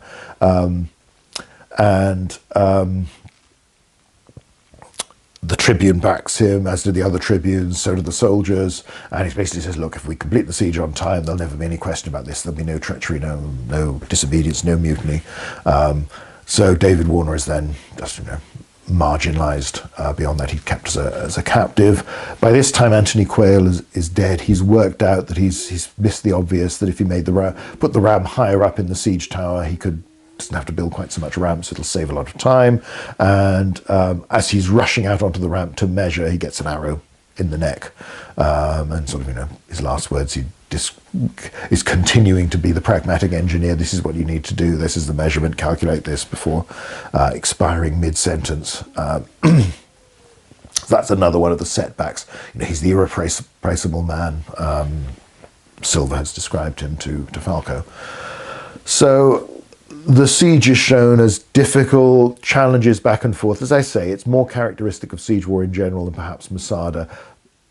But as I've stated before, for all the revisionism, a lot of which makes sense, this was not necessarily 6 months, let alone a year or more of a siege, and that this was something the Roman army knew how to do. The idea, oh, well, you know, it's just a sort of vigorous training exercise and all this. This is still a difficult thing to do. This is a lot of effort in a difficult position.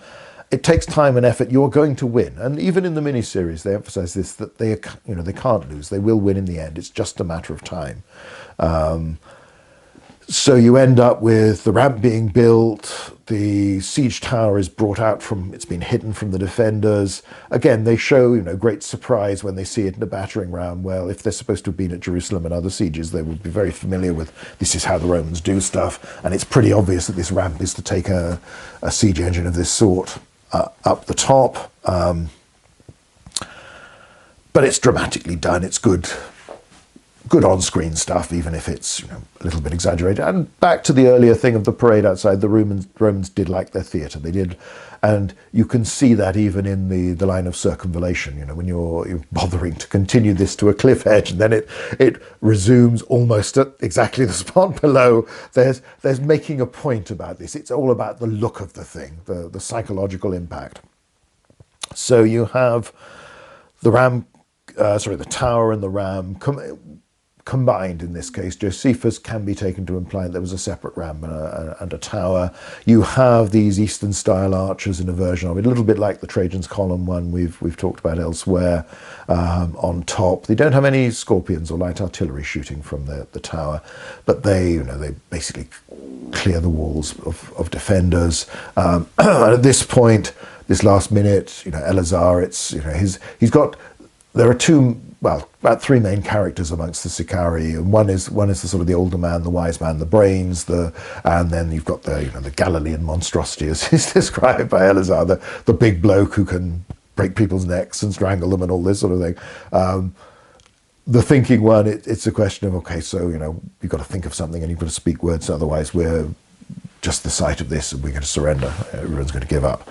And this is when they build the second wall behind, because obviously they can work out this is where the ramp's going, so that's where they're going to attack.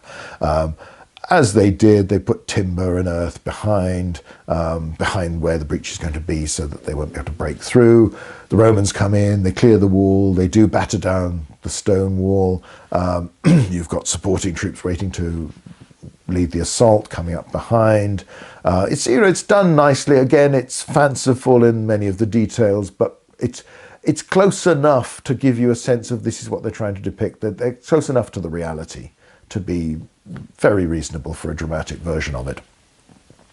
They batter down the wall. They then try and batter against this. You know, he says, "Oh, we can make it stronger, not stronger, softer. It's more flexible, so the ram won't break through the timber with piled earth behind it." So the Romans then work it out, you know, we'll set fire to it, you know, put bait over that. They shoot fire arrows into it. It starts to burn. The ram is protected with steel plates or metal plates, iron plates, so that it shouldn't do, but the wooden wall starts to burn. Elazar goes off, and again, you know, goes to the synagogue. Really, he's asked to go and pray, and he says, basically God will do what he thinks is right, sort of thing. We don't have to, it doesn't matter whether we ask him or not. He's either going to change the wind direction or not. The wind direction does change. It starts blowing back towards the tower, but the tower is protected. And at this point, you know, everybody's happy apart from Elazar, who thinks, no, the wind's going to change back. We've lost. They're coming in tomorrow. And Peter O'Toole by this point said, well, we'll pull back, we'll assault tomorrow. So you have final scenes with Peter O'Toole and Barbara Carrera, where he's, promising her this great life, but gives her a free choice. Okay, you're not a slave. Go to this tent. There's an escort. Again, some of the nice sort of lines you get. He asks the senior tribune, the actual one, who's the most trustworthy tribune after yourself? And the reply is, it's so-and-so, I can't remember the name, including myself. And she's given money, an escort, to go free if she wants to, wherever she wants. So you have then Elazar meets with his own people, and they go through what's possible. We can fight, we'll lose. We can try and escape, we'll get caught. And this is when they decide upon the suicide. And it's all obviously an important thing, and it's done, and it's presented. It's a difficult thing to present. I think they manage it pretty well, really. And don't simplify it. Then his wife comes in and sort of leads the other women to agree to this, even though you can see it's a terrible thing to do. They're going to kill their families first, then themselves. They draw lots. They do all this, and then so he talks in a different way to the rest of the defenders, the ones who aren't the Sicarii, to persuade them. And you go through that, and it's all dramatically done. Again, I've talked a little bit about the whole question of this in the other video. There's not really more to say. I mean, it's a difficult thing, and it's a grim subject, a grim topic. Whether it's to be admired or not is a matter of opinion. You could even argue that, frankly, if we've never been in such a grim situation, whether our opinion actually matters that much. How the only people who can really judge perhaps are those who've been in such a desperate plight. So again, it's all done. You see the Romans getting ready, and then back to, you see Elazar and his family, and his wife dresses up in her best clothes, puts, sort of finest makeup on, all this sort of thing. And the other women do the same to sort of set the example. This is how I want them to find me. I'm going to, it's, again, you have the debate we've talked about very briefly in the historical one, where some people have tried to claim that, oh, this is just invented by Josephus, it didn't happen. Other suicides did happen that he mentions and don't tend to get challenged, including the one he survives himself. The numbers at Masada are bigger than anywhere else by a fair degree, but, again, is that necessarily an argument against it? All this theory of, oh, well, the Romans would have liked this story, it's more dramatic than if they'd gone in and slaughtered everyone. Well, it doesn't really work. It's basically imposing very modern ideas of what seems good, what sounds good, what's a good story on the ancient world, and it doesn't work that way. So if you reject the Josephus account, there is nothing to put in its place. And it is more reasonable to believe that this is what happened. Perhaps there were more than 5 survivors, maybe some others managed to hide as well, but the vast majority do seem to have been killed by others and then committed suicide. So it's a very grim thing. It's done again, this were a modern era, post-Game of Thrones stuff. I'm sure there'd be much more slitting of throats and blood gushing everywhere. But it's, again, it's presented as this is what we feel we have to do, being these characters at this time in this situation.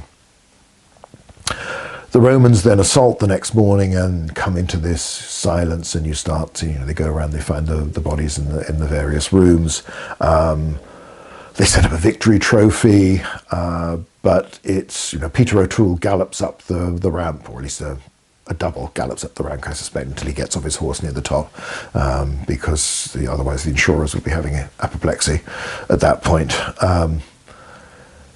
When he said there's no sounds of fighting, this is absolute silence, so have they surrendered? And in fact, he goes up probably, it's fearing the worst, and realizes that is the worst. And then it's, he's sort of arguing with the dead Elazar. What did you tell them? What did you make him? Didn't you realize I didn't want, didn't want this happening? Least of all to you, I would have saved you, I would have protected you. All this sort of, it again emphasizes the sense that however decent a man Silva is presented in this series, it comes back to the sort of Shiva line that, well, you're the imperialist, you're the slave owner, you're imposing your will on us, you can't expect us to love you for it, just because you're nice about it. You're still the foreign occupying power. So it sort of ties into that. again, Josephus doesn't really, the sort of modern idea that the Romans are, he gives the impression that they're certainly rather shocked and impressed that this is eerie. You know, they did not expect this. They thought there would be a fight and that people might die fighting, or they might throw themselves off the cliff or something, as they have elsewhere, you know, Gamala and other sites. But they didn't expect this, and they didn't expect the women and children to be dead as well. And you have the arguments, you know, again, it comes back to what we've talked about in the history. What were the options really open? How bad was the fate? What choice? You know, how do you balance these decisions? But it is well done as a culmination, given that, as I say, we're dealing with a very grim topic. You know, this is a tragedy at the end of it. I think they handle it pretty well. Obviously, as with all of it, it's fiction. You know, there are bits from the Josephus speech in the dialogue given to him, but only bits. There's lots of other stuff, and the way it's done is a little bit different, and you don't, you know. So, and again, the miniseries has made Elazar a far more likable, admirable figure than Josephus depicts him. Really, the only good things he has to say about him at all is just the way he decides to meet death and take his own life and defy the Romans even in this. So you have that sense of, you know, isn't this all a waste? And it comes back this sense that the whole war is a waste, that, you know, it's we could have lived in peace, we could have been prosperous, everybody could have been better off, from the point of view of Silva the imperialist, and what would have been acceptable, you know, what about liberty, what about freedom, all this sort of stuff. They've bookended the mini-series. It starts off with showing, I think they're from the Tank Corps, Israeli troops, IDF troops, going up for their sort of passing out parade on top of Masada, and then it comes back to that at the end, and the, you know, lighting up the sign, Masada shall not fall again. And obviously Masada, one of the reasons for the revisionist theories about it, one suspect, is because it's become a sort of nationalist, a propaganda story that's grown beyond what it was, and has rather ignored the fact that, you know, these weren't necessarily the most admirable of the rebels that were there. So, you know, that ties in with the politics of the 1980s, and of course still modern politics. I'm not sure how much of a symbol it still is today, but this was, you know, it's only a decade or so since the excavations that had got such publicity all around the world and were so dramatic, that made it into this symbol for the modern country. So you have that sort of despairing thing. You know, Peter O'Toole repeats that, what Elazar has said before, that, you know, you've got a rock in the middle of a wasteland on the shores of a poison sea. That's all we've captured, you know, to Rome the victory. Well, what have we done? There was never any doubt that we could do this, and we've done it, which slightly undermines the jeopardy of it, that, oh, can we do it on time, all this sort of thing, but it comes back into it. So in the end, this has, as usual, gone on a bit longer than I'd planned, but it's a 6-hour mini-series. I didn't feel it warranted a let's do an episode by episode one, as I did with the HBO Rome, just because that takes a long time, and I think after a while people start to get a bit fed up. It's a bit much the same. So hopefully this is of interest. Hopefully for those who've seen it, it's brought out a few points they may or may not have thought of before. For those who haven't seen it, it is well worth digging out. You know, this is, if you're interested in the ancient world, this is one of the more serious attempts to present a view of it, one aspect of it, one incident in it, particularly if you're interested in the Roman army, Roman military. It is 90% plus fiction. But that's because we just don't know what really happened, and we don't know that much about the politics of the early part of the Flavian dynasty. We don't know much about Silva. Most of it is probably fabricated. It would be nice to think that Elazar and Flavius Silva were actually decent and capable men trying to do their best in a difficult world. Whether they were quite as heroic as the characters are presented, hard to say, but, you know, real life often doesn't quite live up to the ideals. But again, there is something more optimistic about a series like this, even though it deals with a tragic situation, in that it presents the people, or some of the people, as decent. Not only decent, but decent and successful. Whereas again, the sort of Game of Thrones approach seemed to be that if you were at all nice, then you were probably doomed to be murdered by people who weren't. Again, so it's not overly cynical, but it has that trace. It doesn't present the politics or the Jewish side of things as perfect, as everyone is a simple hero. The defenders are probably presented far more favourably than perhaps they deserved, given the nature of the group, though we have to be careful that we mainly have Josephus' word for this, and other people may have seen things differently. The big difference is that they are presented as active participants in the war, when that doesn't seem to have been the case. They seem to have been people who basically stepped out of it all and stayed in Masada. But again, fair enough.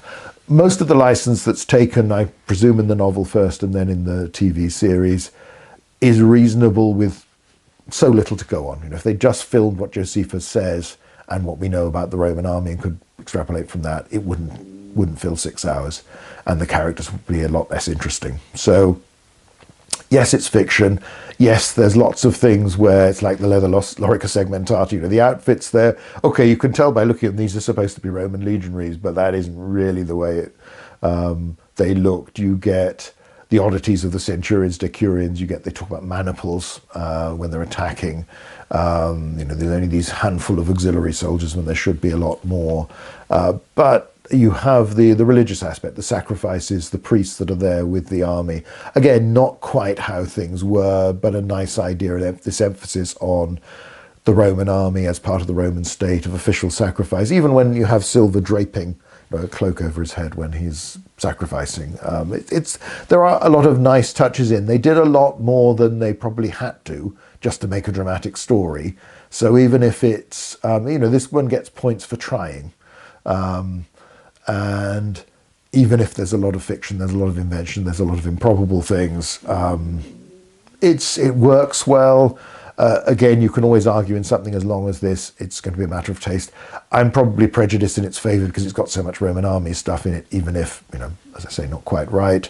So it's worth the watch. It's well worth a look. It has that authenticity of being filmed on location, and the right location in somewhere that's not really going to have changed very much in this time. I mean, there were probably a few more trees around before the siege that were cut down for the siege, but a lot of the timber had to be brought in from some way. So there would have been some changes as a result of that. It may be more barren subsequently than it was before, but even so, basically climate's going to be much the same. The environment's going to be broadly the same. So all in all, it's a very good effort. It's for me, it works as a drama. It's fine. I mean, it's, especially by miniseries standards, it's okay on the history, with the occasional thing, oh, that's nice, that's quite right. And it does give a sense, in the end, yes, they exaggerate, yes, they don't really count the spur that's already there, but the Romans did build a dirty great ramp on the western side of Masada, and for all the revisionist attempts, for all the arguments about whether or not they completed the ramp, there's a platform on the top. Balance of probability seems to me to be that they did, that the tower went up, the ram went up, and that they broke in to discover the mass suicide as it is. So broadly speaking, you have a true story, a rather grim story. This lightens it and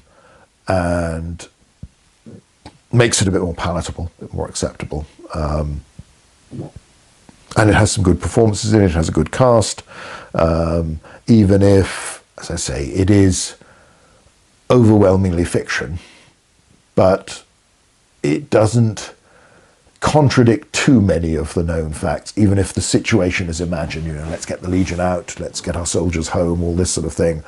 That's all utterly artificial. So some of the premises of it, some of the basis of the drama are utterly improbable. They just don't work for first century the Roman army, Roman Empire. So it'd be nice if they didn't have those, but on the other hand, to give that stronger sense of jeopardy in the whole thing, the time pressure, how this must be done, difficult it is. It's okay. I wouldn't do it that way if I was writing it myself, but then, I'm a Romanist who spent my adult life studying the Roman army, so all of those things are rather more important than they are to somebody normal. So I think a reasonable one, as I say, I'll be interested to read the novel when that arrives to see how close it is. But there we are. I think that's it for today. I don't think there's really more to... There's so much more you could go into in terms of detail, but I think that gives an impression. Main thing is, if you haven't seen it for a while, it is worth a look. And, you know, look at this, and if you want more on the history, go back to the other video about the siege works, the Roman camps, and the details of the siege itself. But anyway, that's it for today. Thanks for watching.